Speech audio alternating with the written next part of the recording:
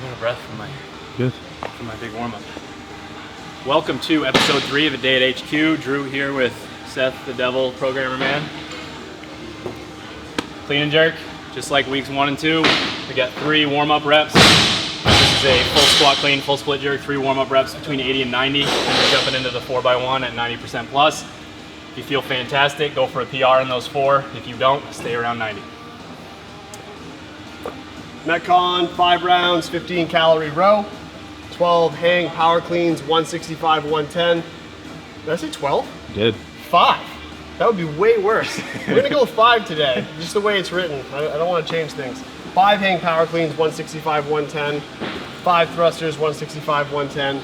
I want to see, this is written for those, again, that regional caliber athlete. I want to see people push for 5 straight into 5 straight. I don't want to see people do 3, do 2, and then maybe get through all 5. I want to see a weight that someone can actually, at least for the first 3 rounds, go straight through for 10 reps, get back on that rower and try to push the pace.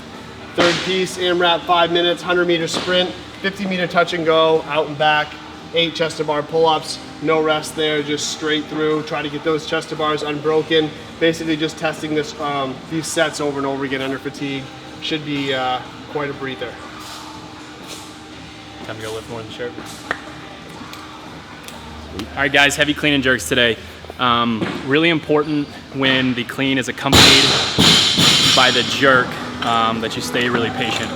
You can have an ugly, heaving, broken midline clean when you're doing a 1 rep max clean. It's still not great to do, but you can do that and still stand up and be okay.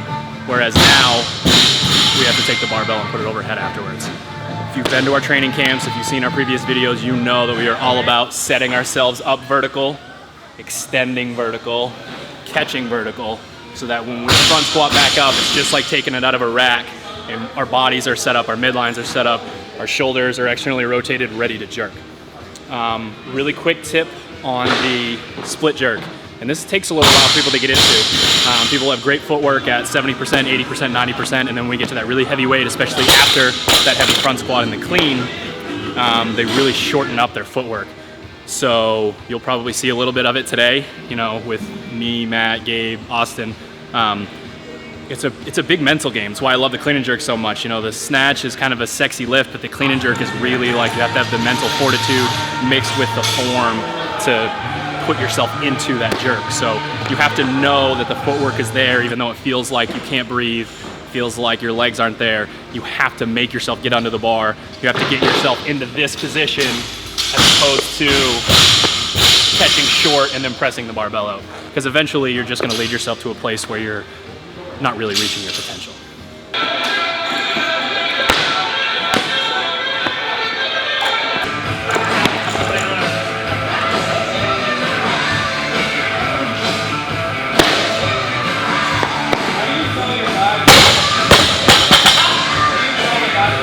You just gotta stay out of your head and stay that aggressive as the weight goes up.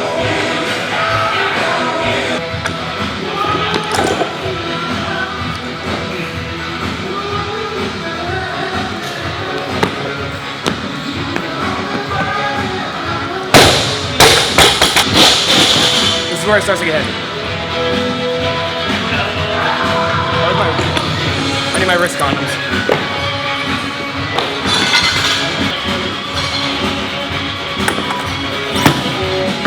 How much is this? $295. So it's low 90% for both Matt and I. Well, I don't really have percentages. You'd have to work out on a regular basis to have percentages.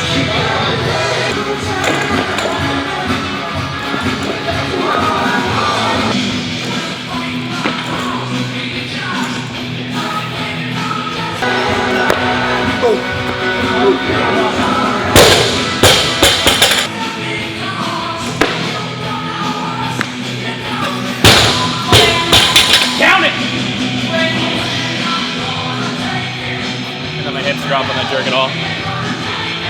Don't do that.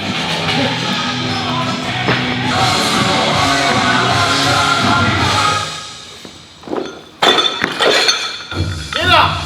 Come on! There you go. Come on! Deep breath!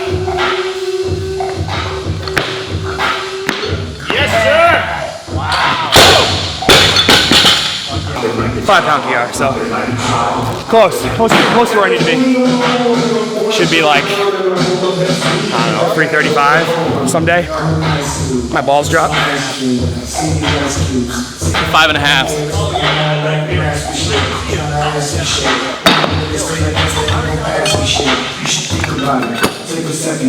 I doubt I'll hit it, but I'm sure it's not gonna try.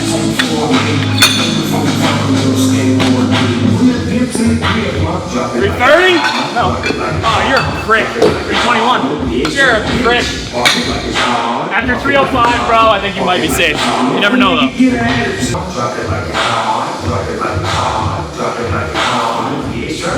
Go, Drew.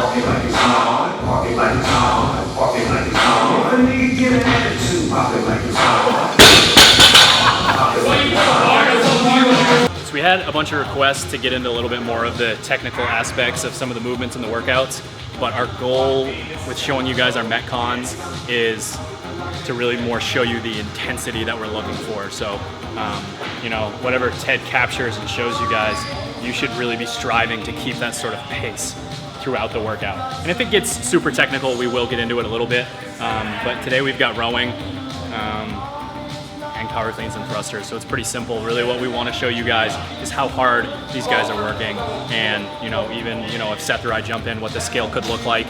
Seth should be moving fairly similarly timing-wise to these guys. So hopefully you can look at it from that perspective and get an idea of how hard we really want everybody going, because that's how you're going to make progress.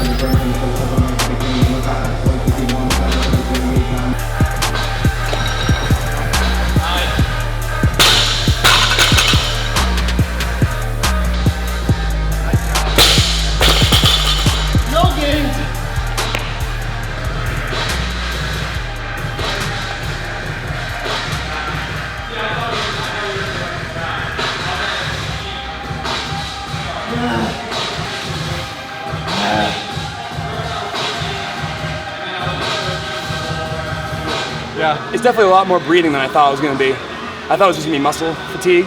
My muscles actually felt pretty good. I had a couple thrusters where I was like walking around a little bit, which I didn't really like, but it's mostly just like breathing for me. It wasn't like, the rowing pace fell off from like 1900 to like 1300 because I couldn't like pull it, like I couldn't breathe and find like a rhythm to pull and breathe with.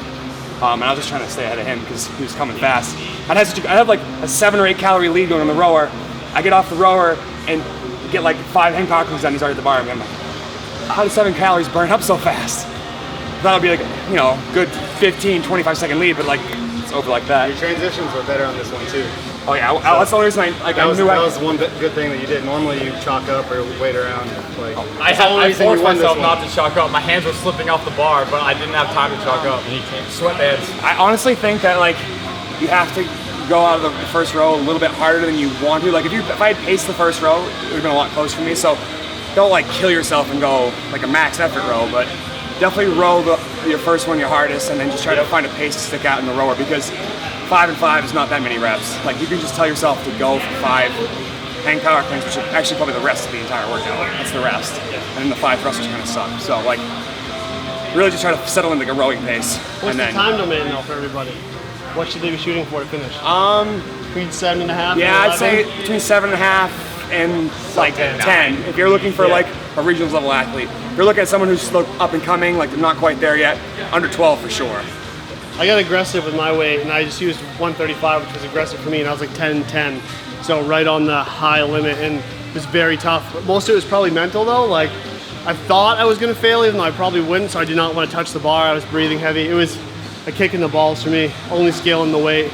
But I think a lot of people will be surprised how tough 135 is in this. One thing that really helped you is find a training partner. Do this with somebody else. It'll help you immensely. If you have someone about your ability chasing you on this, you'll go harder than you would otherwise. I've been 2 minutes slower without chasing them. 2 minutes, full. All right, chest to bar pull-ups. When we watch these guys do chest to bar pull-ups, we're looking for whether they're using their hips, whether they're slow, whether they're a little kind of janky. That's when we're gonna start to go through the checklist of positions that we wanna see. And if we don't see those happening, that's usually where we can start to coach. So as the athlete's falling back through the pull-up bar to go for another rep, we wanna see the front part of that kip. But what goes wrong normally is we don't see them stay patient enough to get back behind the bar and create leverage between their torso and their leg. So if you watch Austin during this workout, you'll see that he does a really good job of leading with his foot, but then popping with his hip. Okay, so what a lot of people do is they'll lead with their foot and then use that momentum to go up, and that's when you see the butterfly that looks smooth but slow. That speed where really there's that hip pop is because he lets himself come all the way back through and then throw his hip up every time. Oh shit. Oh no, Jim, don't!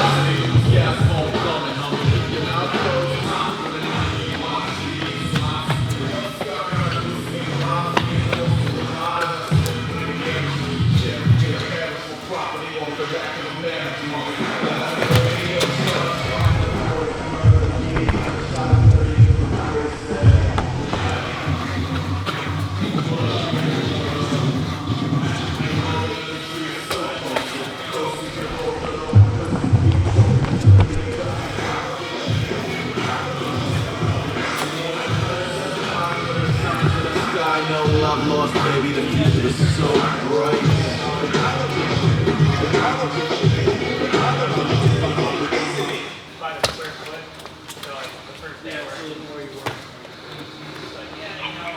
Wow. Austin's being David his own game. But what about Grindhouse and Kill Bill? What about Cheney and Halliburton? The backdoor deals are all you feels. How's Nas the most violent person? Y'all know talent if it hits you, bring it on my criminal possession. Oh, shit. Be game. Told ya. What? That was his game. It was elbows in the first round. He could, he held on longer on the run. Chest to bar were easy, but the run, I just didn't run hard enough. That first round, I had never done chest to bars that fast before, trying to keep up with you. All right, that's it for MFT 714. If you liked it, hit the subscribe button. Until next time. It is!